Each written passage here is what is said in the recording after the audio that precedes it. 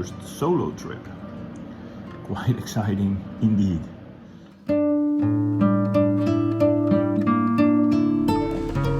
9th of October. Let's see what happens. There he goes. First solo sail of the year, of ever. From our own harbor. First time going out on my own. Fucking spooky, but doing it, man. So, hope he makes it.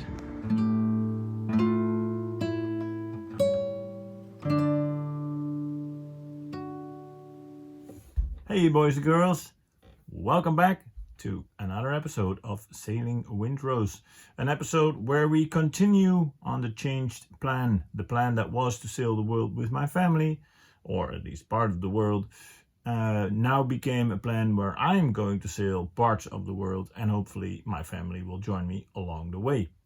But that would mean that I need to start sailing solo most of the trips, and that was a first for me. And all the firsts are a little bit exciting. Where's that dream? Let's do it. Oh, super stoked, super stoked. And I'm gonna lay here, clean up all the lines. Just made a huge U-turn, like sailed back and then forward again. And now facing the Markermeer. So what did I do? I put the boat in reverse. And it boated backwards with the butt in the wind, spiegel. And then I put it in neutral and I kind of bobbed around for a bit. I cleaned up all the landvasten, all the lines, land lines, and now I'm on my way to the Markermeer to do the first sail. So I've not fully figured out how to actually raise the sail keeping the boat in the wind, but just going to give it a try and see what happens. I'm going through the water 5 and there is 7 knots of apparent wind, so I'm making my own wind. That's what I feel actually, so there will not be a lot of wind when I raise the sails, I guess, but that's okay. I'm gonna raise them anyway. We got ginger tea. My neighbor Ignacio's brought me some amazing pastries from Argentina, so food wise we're all okay. It should be fine. So put up the sails, put the engine in forward, raise the sails. Actually works pretty good. Engine, the boat's pretty stable, just goes straight. And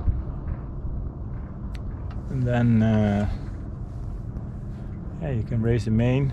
If the main is up, it's easy because then the furler is easy. Not going anywhere because there's 2.6 knots of wind. So they're just flapping about here. So I was right, there is no wind. But still, victory still. Switched off the engine, which I think is a bit scary because actually I should make an overstag, which obviously is not working if you don't have any speed. Let me just give it a try. The rudder actually doing anything. Oh, it might be doing something. Sort of. Corona times, there is new fun to be found. It's on a ship because there you don't have the 1.5 meters distance. I'll show you what it looks like. You can actually smell the ship. That's funny. It smells like beer. Beer party and pubers.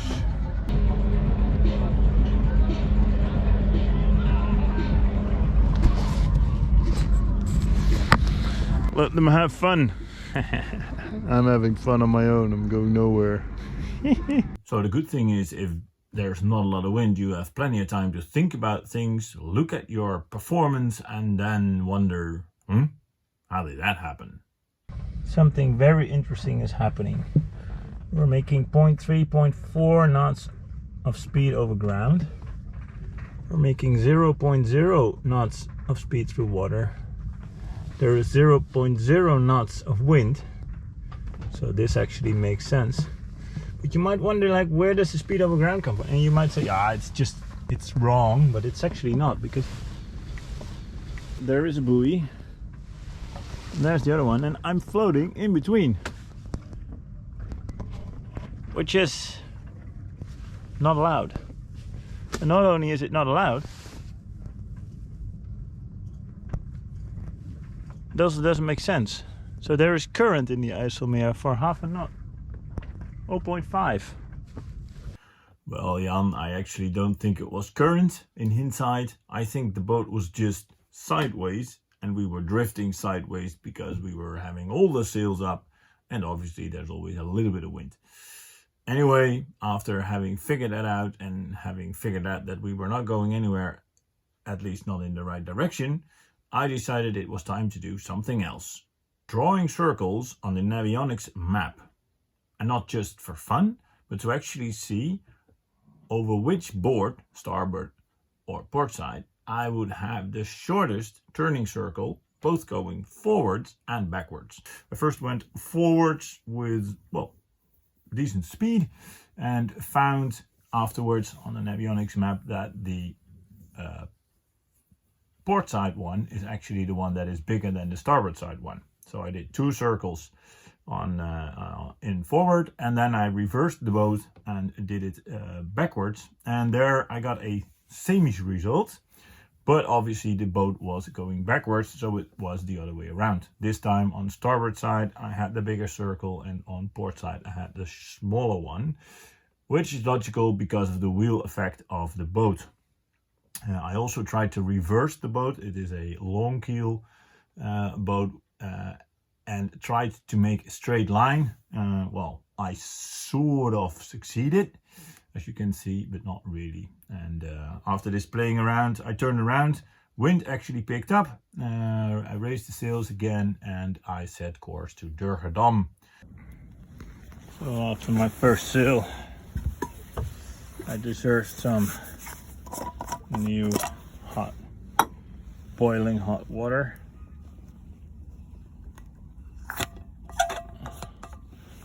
In my ginger tea. So cheers, guys. And it actually proves a point. If you're sailing solo, the biggest complexity is actually in harbors and locks and bridges. Like going on anchor, I did it under sail. You might have an opinion on where I am, because if I would really sleep here, I would be move on a little bit further there. But I'm on anchor, it works, and I did it in the sail, so it's like super simple. It's good to know. We might. So after a successful first sail, what do? Indeed, you need a snack.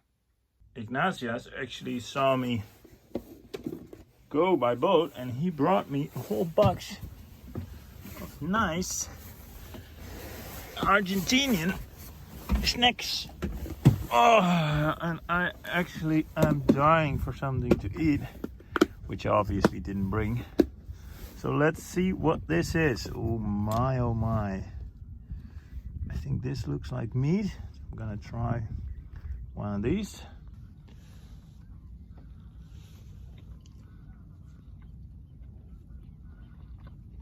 Huh. That's a proper meal, Ignacio. Oh my. There's quite a bit of meat in that. Tasty. Okay, I'm going to ask you before how this is called. It's from Argentina. I would call it a vleesbroodje. Broodje vlees. A bit like a pastry. Whew. That was just what I needed. There's one more pastry in the box. It's quite heavy. Seems to be some cheese or oniony stuff on it.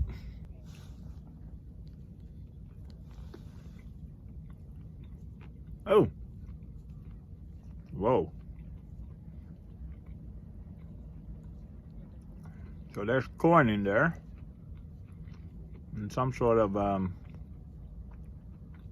yeah, what is it? Cheesy? A little bit cheesy substance. Quite tasty. You actually also taste the onion, corn. I don't know what this is either. And he gave it to me when I was like, for the first time going through our log solo. So I didn't pay all that much attention, I guess, to what he said, because he actually explained. So, but I will again ask him. And Ignacio, thank you. Really nice. Yeah. And just what you need after a good sail. I would call that a successful sail. First and foremost because I really enjoyed it. I think I love best the moments where you are in control of the boat and you can enjoy your surroundings, nature, and everything just goes smoothly and slowly. Really appreciate that. And besides that, all the technical stuff went okay. Obviously there wasn't a lot of wind, so there wasn't a lot of reason for problems, but still, you know, we have the lock, we have the bridge, you have to anchor, there's a lot of traffic around, so there's plenty of stuff that could go wrong. And I think all in all I came well prepared and it was a good and nice sail, so super happy with that. Love to hear your opinion if you have one. Also love if you want to follow. Don't hesitate to hit subscribe to see how the next episode will be. That will be about maintaining the boat a little bit. We will do some upgrades for the next season. And yeah, that's about it. So hope to see you next time and stay safe. Cheers, boys and girls.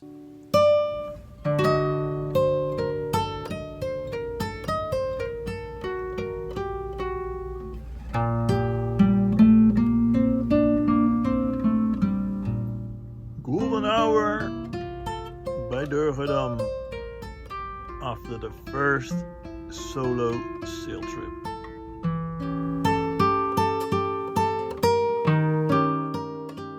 Final stretch home after a